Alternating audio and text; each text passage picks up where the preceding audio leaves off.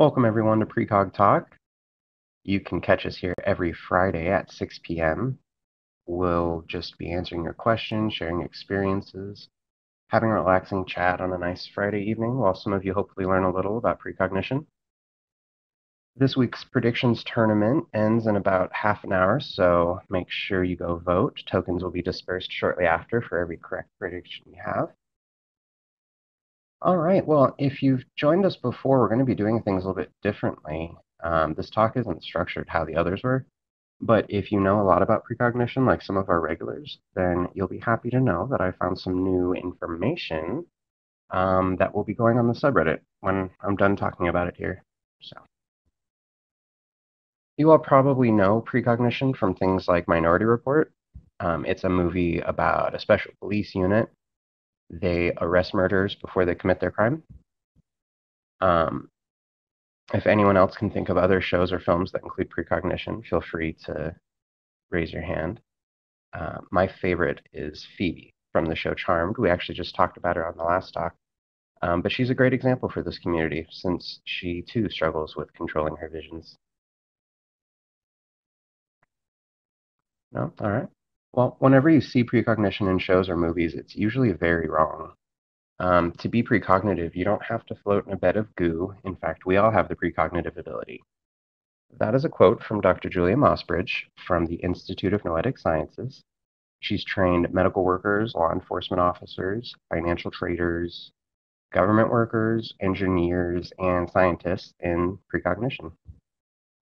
She also put together and led a team of precogs who helped locate the missing Maui hiker, Amanda Eller. If you want more information about her or any of the information I'm about to share, then look her up on YouTube. You can find her also under Essential Reading and the Study section of Precog 101. Now, the top question about precognition is it a real ability? If you don't have any experience with it, that's a very easy question to understand. Just a show of hands. Ooh, and I see we've got Alice here. Just a show of hands, though.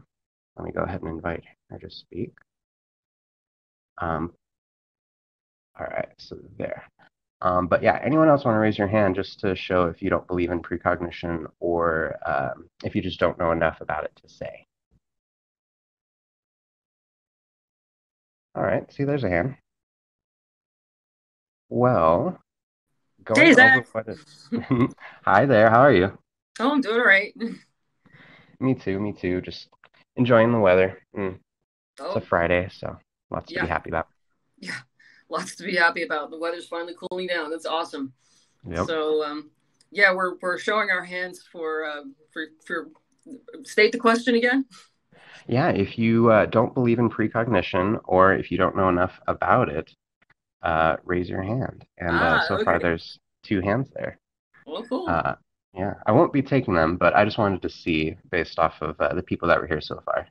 Right. Yeah. Um, so going over what it is for those who don't know, precognition is getting information about the future that you can't know through other means. So that means you can't use logic, memory, or direct cause. So predicting the sun will rise, or every Monday you remember to go to work, or you dream of a bowl of chili and then go and get that bowl of chili. It's more than that. You have to know something you couldn't have deduced any other way. Um, Time. I love talking about time. Um, for over 100 years, we've known that time isn't scientifically accurate. I mean, the way we look at time. Sorry. Like we think, oh, there was the moon landing, and then years later there was 9/11, and then after that there was coronavirus, and after that there's now, and so on. Our experience says time moves forward, so it must. But that's wrong. That's just our awareness, our mind, and our conscious experience moving along our lifeline. The theory of relativity lets us know that future events have to be happening right now as well as the future. If you're interested more in how time isn't what we thought, you can Google or YouTube Block Universe and get ready to have your mind blown. Yeah, that's a pretty difficult one to wrap your mind around. Yeah, it's the number one reason why people kind of stay in the closet with this stuff is because it's taboo. Yeah. No, but yeah, the more you look, I mean, it's actually really pretty simple. The whole relativity and speed of light thing. It's just like, but once you spend some time looking at it, it's like, oh shit.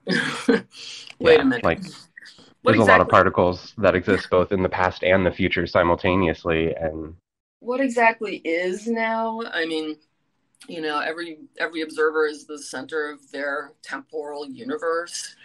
So, because of the physical limitations of the speed of light, all kinds of crazy shit happens.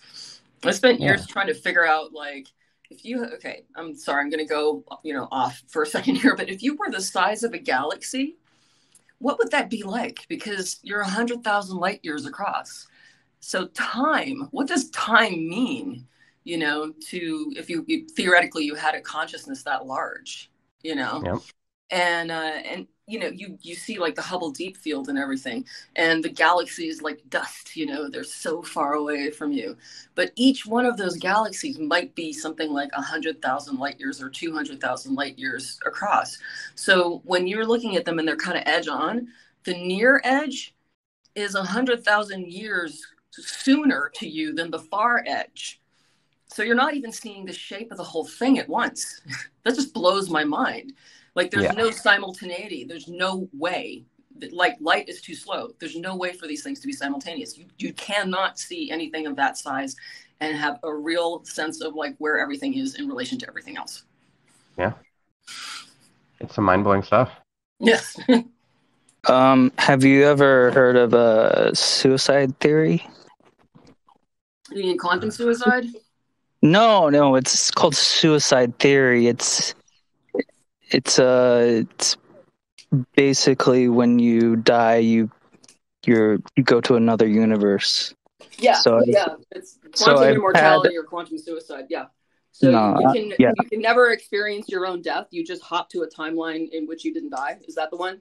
Yeah, like I've had 5 different times that this has happened.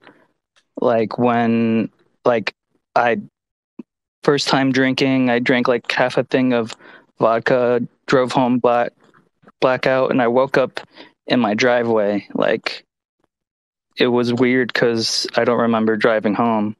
And then other times where I have like near death car crashes where I'm supposed to die and it never happened. Or when I've taken LSD and I saw forward all my future, and it's like, this is what I would have to do to get this timeline done, that kind of thing. It's all kind of weird stuff. I just wanted to know if you knew what suicide theory was. Alice, it sounds like you kind of know a little bit about that. Yeah, I've had precognitions, like, as a child. Like, I pretended I was like characters from shows I've seen now, like 2022, and I vividly remember that now, and it really creeps me out because, like, I've had, if you know what déjà vu is, then there's another thing called déjà rêve. Oh yeah. And déjà rêve is when everything feels familiar all the time, and that's kind of how I feel right now. It's like it's been 2 years. I kind of predicted a lot of things that happened in my life, like, and I just let it happen because I knew what's going to happen. But I don't know. It's just yeah. Well, the most important thing is, like, how are you actually doing in your life? Like, how are you feeling? How does this make you feel? I'm all right. Like, yeah, I have depression, and yeah, I have a job, full-time job. My girlfriend cheated on me, so whatever, that happened. But I'm fine in my mental health and just in general. But like, I've been having this déjà rêve thing for a couple years, and it's kind of weird, but it's kind of cool too, though. But I don't know. Well, Zach, that's your that's your wheelhouse. Yeah, I was just gonna say, yeah, so Deja Rave, like I've had that my entire life. If it's like a problem, like if you have like chronic Deja Rave and it's kind of bothering you, it is important to like go get it checked out because there's physiological Deja experiences, which Mhm. basically are like caused by, like the same thing that causes epilepsy can make you have repeated Deja Rave over and over. So you Like want to a make sure that there isn't like a brain tumor also like pressing up against your brain. Um, No, I don't think it's like that good, good. kind of thing. Yeah, well then, yeah, that's it sounds like genuine precognition. Um, Like I yeah. remember writing a lot about this future in high school. Like it was really weird, and I shared it with the class, and it was like really embarrassing, and like they didn't know what I was saying. Like I was talking about Kanye West becoming a Christian artist before he became doing that. I was writing that, and like people were like, it was really weird. It was like during his dark fantasy time, and it my high school was just a blur. I never went to class, but somehow I actually passed, and I don't know. Like I just took the end test and passed, and it was. But I used all my precognition papers. I used them all for my classwork, and I don't I don't have any of that work anymore. But it was kind of weird because I kept writing pages and pages, like hundreds of pages of just random stuff, and I just turned that in my classwork and got a good grade, and it was yeah. Wow. Well, that's really cool. I just hopped off a pretty controversial call where everyone was like talking over each other, and this is so calm. Like this is great. we like Yeah, to yeah. keep it calm over here. No, I like that order of like adding people in slowly. I was just like, yes, some consistency.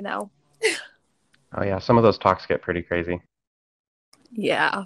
And everything that like Helpful Ad was saying, I honestly like I'd never heard of Deja Rêvé, but like I've literally just been thinking to myself the last couple of days, like I feel like so not out of it, but like so aware of what's going on. And I don't know, like now I'm worried, like, do I have like should I go get a CT scan or something?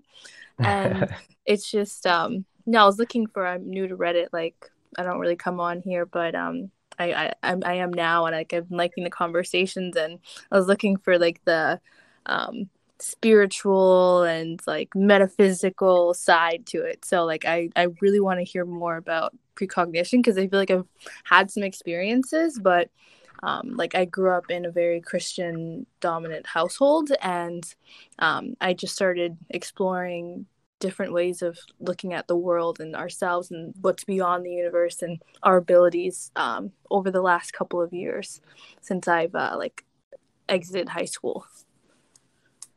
That's a really relatable journey. I think mine kind of like mirrors that too. Like I left high school and I became like a pretty good like self-learner as far as all this stuff goes. And yeah, over time it just kind of gets better, I think.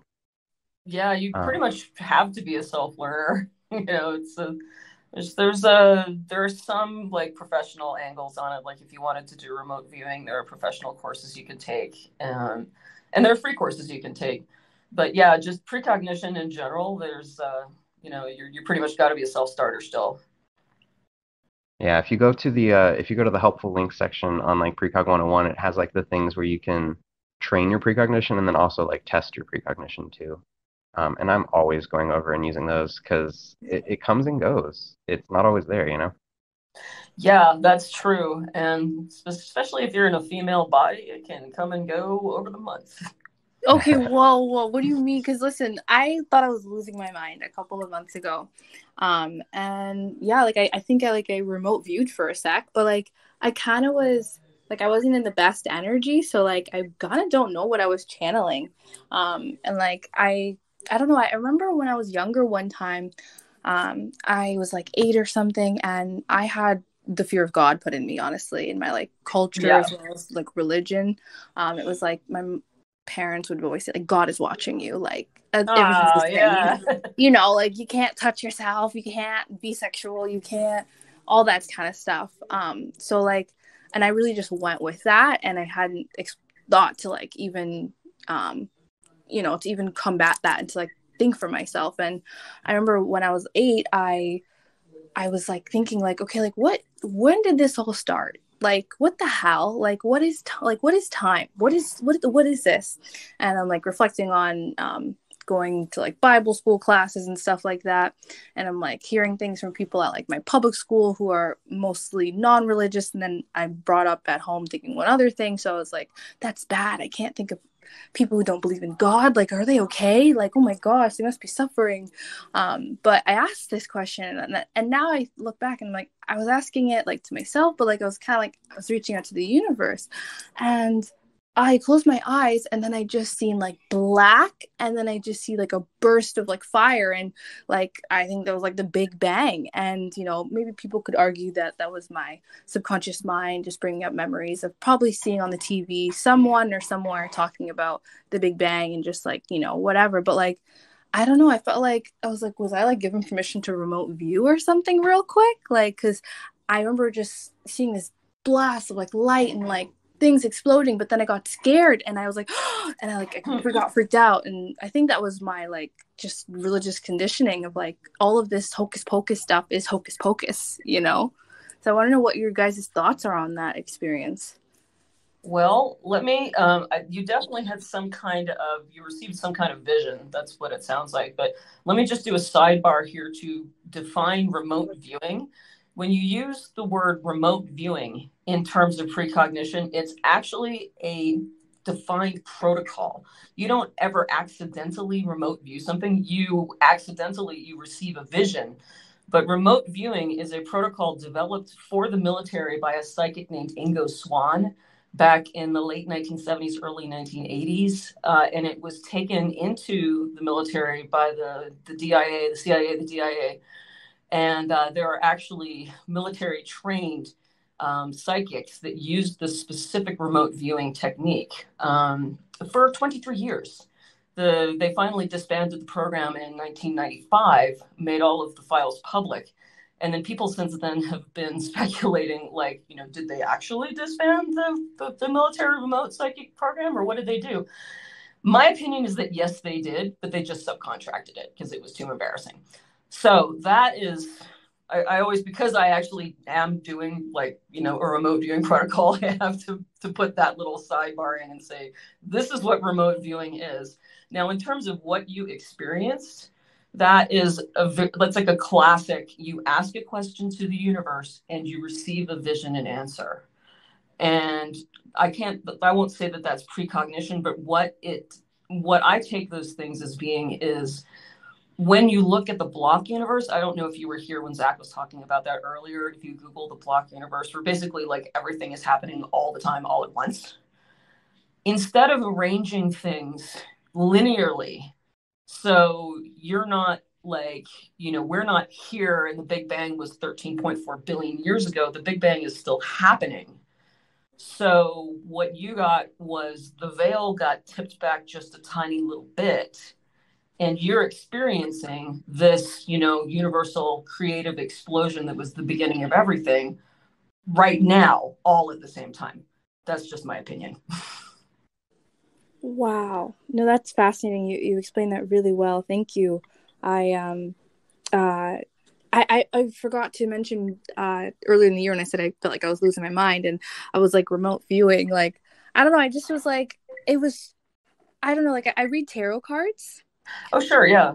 Yeah. Those are fun. Like, so much fun. And like, I think it's been such a helpful tool for me, not having much just guidance like in my culture, and accepting of just looking into spirituality. And I like looking into different faith traditions around the world, and just taking the gems in all of it, and looking at it critically. And tarot cards and talking to like my ancestors and spirit guides has been just a way to open up. And like it was weird when I think I remote viewed, like it was like seeing like this guy I was seeing, and like I just got like this like flash, and I don't see things in like my head, like I can't picture things, and I heard that could be due to like trauma. Like it's very hard for me to be like red heart and like just like close my eyes and like concentrate. Sometimes I can see things better with my eyes open. Sorry, what were you saying? Oh, I can't do that either. When you close your eyes and everything, like you try to think of like a object and you can't visualize it because it's just pitch black. There's a term for that called aphantasia, and there's a whole support subreddit about it. Yeah. How do you spell Fantasia? Is it F-A-N-T-A-S? It's A-P-H A-P-H-A-N T-A-S-I-A, aphantasia. One thing I wanted to mention real quickly, actually a couple things. So as far as the Stargate program, I like to always bring this up. One of the granddaughters from that program is here on the subreddit and is like a regular. Oh, really? Yeah, and I think that's just so cool. Oh, that's awesome. And then as far as like wondering about how other cultures dealt with precognition, I am a weirdo who falls down rabbit holes like that all the time. And it is so fascinating to look at divination around the world and then think about it scientifically about what was it that was happening. And it was basically, like it's the way that, you can go to a trance video on YouTube and you might have a precognition or, outside of trance, even just precog dreams. And it's just divination and precognition, it turns out, go hand in hand. It's just one is like how other cultures throughout history have expressed how they did it and everything. So I think that you'd like falling down that rabbit hole. Sure. And divination is also precognition happens to me, like precognition is a catch-all, and precognition can happen and happens a lot to me just mostly spontaneously, where you're like, oh, that, in dreams or in like a waking vision or in some sort of feeling, or you just really, it's not usually for me feeling, it's more just like, I just know, where divination is you sit down, you have a protocol and you work the protocol. You have your tarot cards, you have your runes, you have a piece of paper and you're doing military remote viewing, but that's like its use is very useful to do, some sort of purposeful divination if you get precognition anyway, like if you're aware of it, because it helps you get a handle on it and you have agency, so that it doesn't feel like it's just something that you're helpless, like it just happens and I can't do anything about it and maybe I don't want this today, So like that's great that you're reading the tarot. I think that's awesome. Oh yeah, I used to actually use tarot cards, like for that reason, was because it was like one of the only ways I thought I could get precognition out of my head. And then of course after that I found out, okay, I'm able to do this through anything. Because like I don't know if you know about like pelomancy is like divining through hair clippings. Oh really? I had to look that up because that happened to me on accident. Oh and no. That's how all of them go. So like clouds, I've randomly seen the future in clouds. I've seen it in a jar of water. I've seen it in lots of things, in oil. Capnomancy, divination by smoke. Yeah, I've had that happen to me too. Yeah. Yeah, it's see, that's the thing. It's just like when you come from like that religious upbringing where they place like a fantastical, mystical, fun idea over it, and then you get older and you're like, oh, so that's not there. Like it helps to put your own layer of fun on it. And so like realizing that this is something that has been done throughout history and it's just had all these different names, like I think that adds some of the fun back to it. Sure, it does. I mean, and I was raised Christian religious as well. I was raised Methodist, and I broke away from the church when I was 14. And it's very strange how there's sort of a picking and choosing of like nowadays. If you dabble in this kind of stuff, it's like bad. But if you actually read the Bible, it is full of prophecy and precognition, dreams, and like Joseph in his amazing Technicolor Dreamcoat, man. He was, he rose to be the advisor of the Pharaoh because he was so great at interpreting these precognitive dreams. So you know what I mean? Like you can be Christian and still be precog and have it be okay. But if you know, like me, decided that it was too confining, that's great too, you know? Yeah. I have a question about for you, Earthworks, about you saying as a woman, like being in a woman's body, like it comes and it goes. Like, what do you mean by that? Well, I mean, if you got a cycle, a menstrual cycle, like every month you have a different, like your hormones are so informative to how you see the whole world. And this is something that I wish that women would teach other women more in our culture. But, you know, like somebody taught this to me. And at the beginning of your cycle, you know, like after you're done bleeding, this is when everything seems great. You know, it's like there's creativity and everything's flowing. I get inspiration from the universe. It's, you know, and then you hit mid-cycle and you've got this kind of, for me, it's like, whoa, what the fuck is that, you know? And then as we're sliding towards menstruation, things get kind of dark and they get kind of slow. And I don't know if my precog ability is really the best, like the week before my period. And then right before my period, I'm like, I get, like, very often I get this where everything I look at, I'm like, it's never going to work out. It's all stuck. Everything sucks. This is not, you know, and then I get my period, I'm like, oh God, oh thank God. You know, it's this huge, big release. And then, you know, like everything is just flowing and it started all over next month, you know?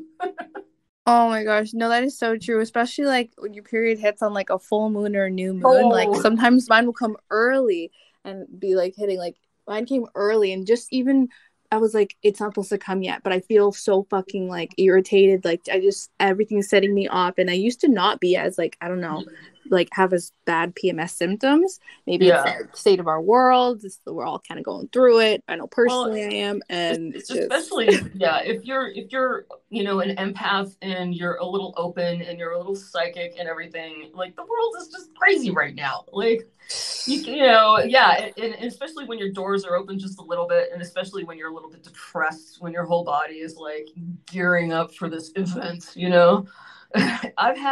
Seriously, my mom died this year and my period synchronized itself. It was completely irregular, but it would synchronize itself on that full moon. Like I was not expecting it, and boom, I was like, whoa, okay. And then like it goes away for 6 weeks and it's like, oh, this new moon, now we need renewal. Boom. I'm like, shit. Okay. You know, you just got to kind of, as a woman, sometimes just lie back and let your body connect with the planet and the moon and go, all right, guys, we're all good here. Let's just get through like what messages we got this month. Yeah, no, for real. And I'm sorry to hear about your mom.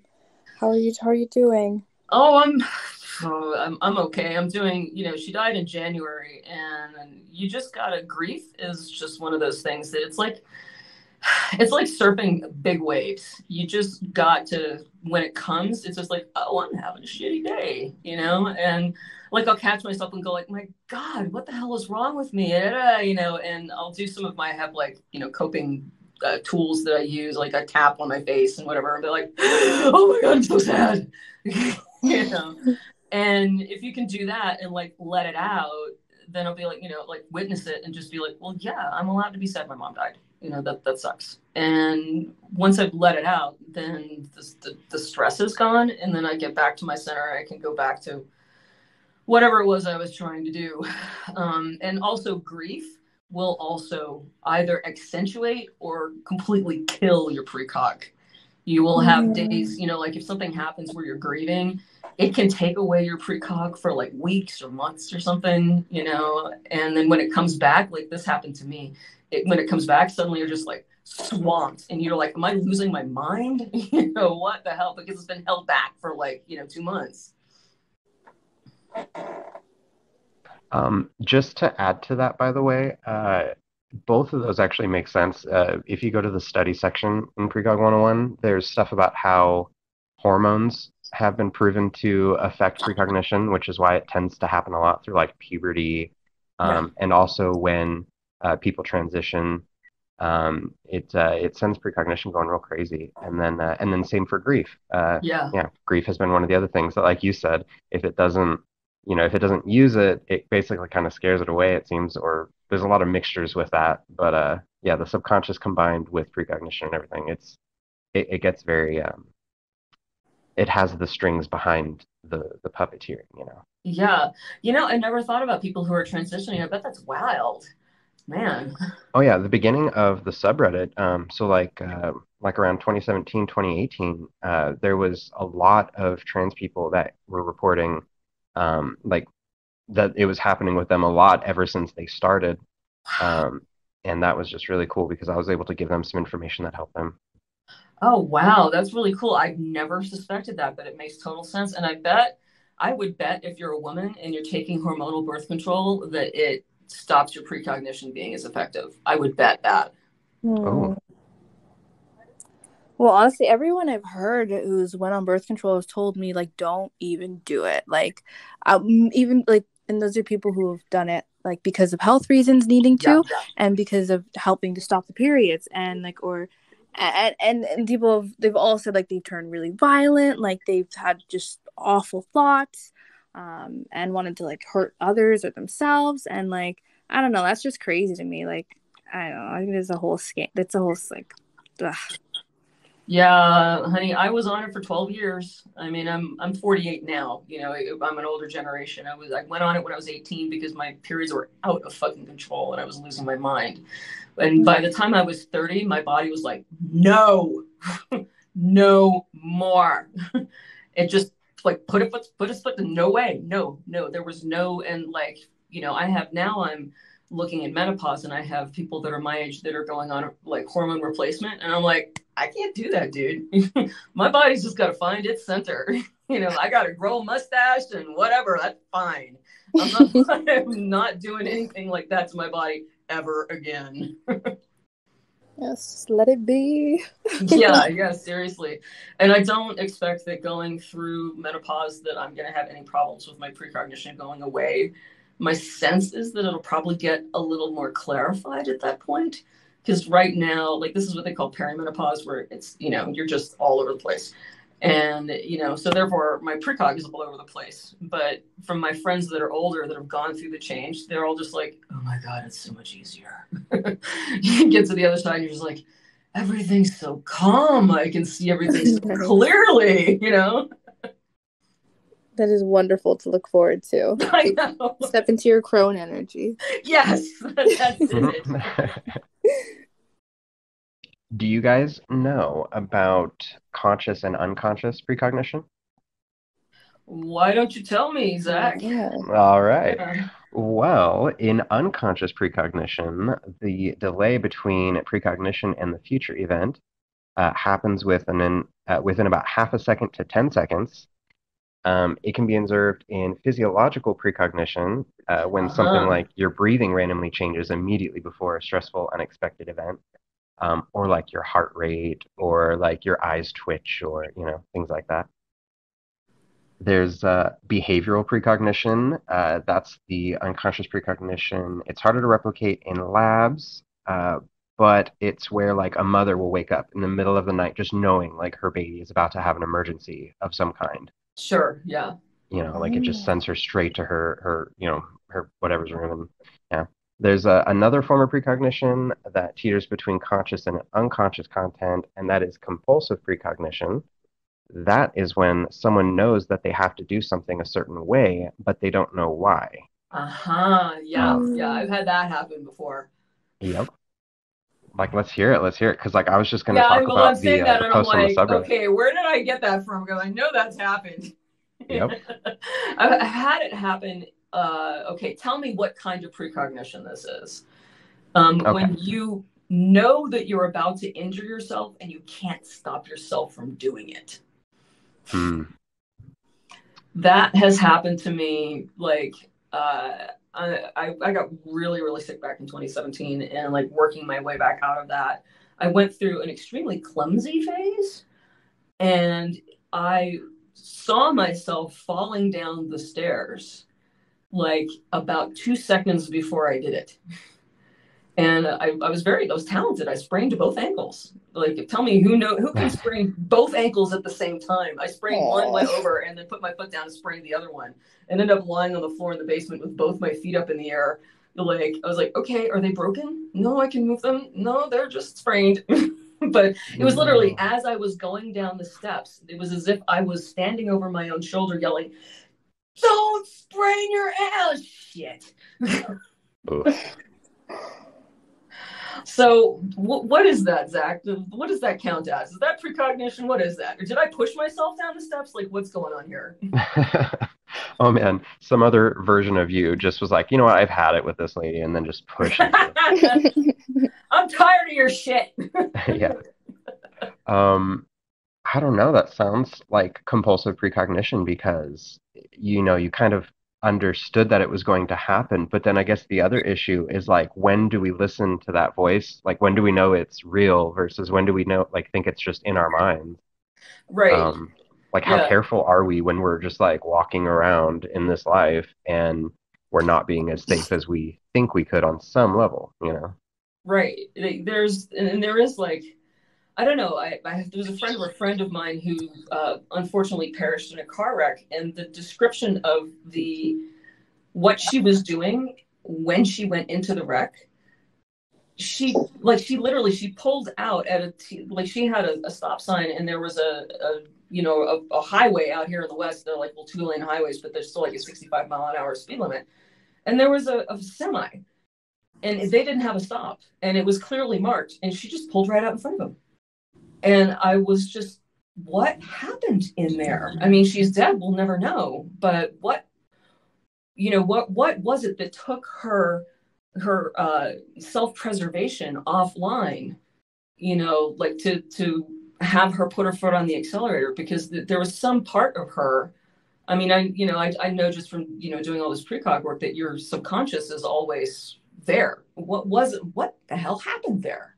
Because that happened to me when I was going down the stairs and I sprained both my ankles. Like, what is it when what specifically is that, I guess, is my question, I'm wondering if, like, it's a little bit like determinism, where, no matter what, maybe you wouldn't have been able to avoid it, even if you somehow got the, like, glaringly obvious thought of it all, Right. It just seems like you're being drawn along this line. It's inevitable. You can't stop it from happening. You're just, whether it's you putting your foot on the gas or like some demon putting his foot on the gas on your behalf, like it's going to happen. Right. Like, so that's where I was kind of headed before too, because one of the posts on the subreddit, someone was just sitting in a room and they randomly heard a voice in their head that said, like, move now. And then 30 seconds later, someone on the other side of the room flicked a rubber band and it would have gotten them right in the eye. And it's like, wait a minute, how could you precog that if you told yourself to move? Like, you didn't see yourself getting hit with it, but you just kind of knew that it was a possibility, Right.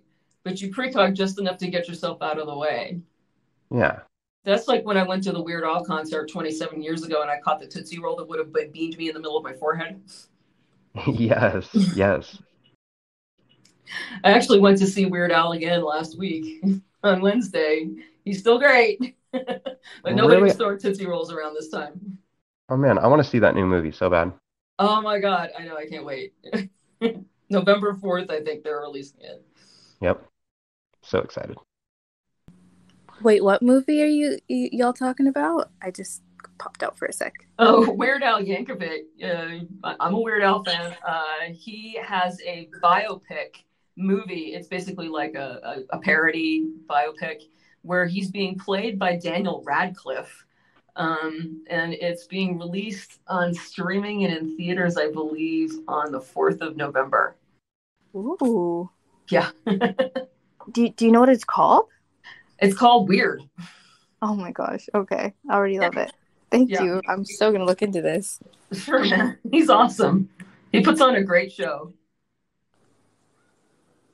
So what's going on in the movie? It's a fictionalized version of his life. And who is this person? Weird Al Yankovic or Daniel Radcliffe? Weird Al. I didn't hear what you said. The last name. Weird Al Yankovic is a musical artist who does parodies of other musical artists work. So when I was 9 or 10 or something like that, he started off doing parodies of Michael Jackson and Madonna and, you know, all of those 80s artists. And he's been plugging away at doing parodies for 40 years, 35 years, something like that now.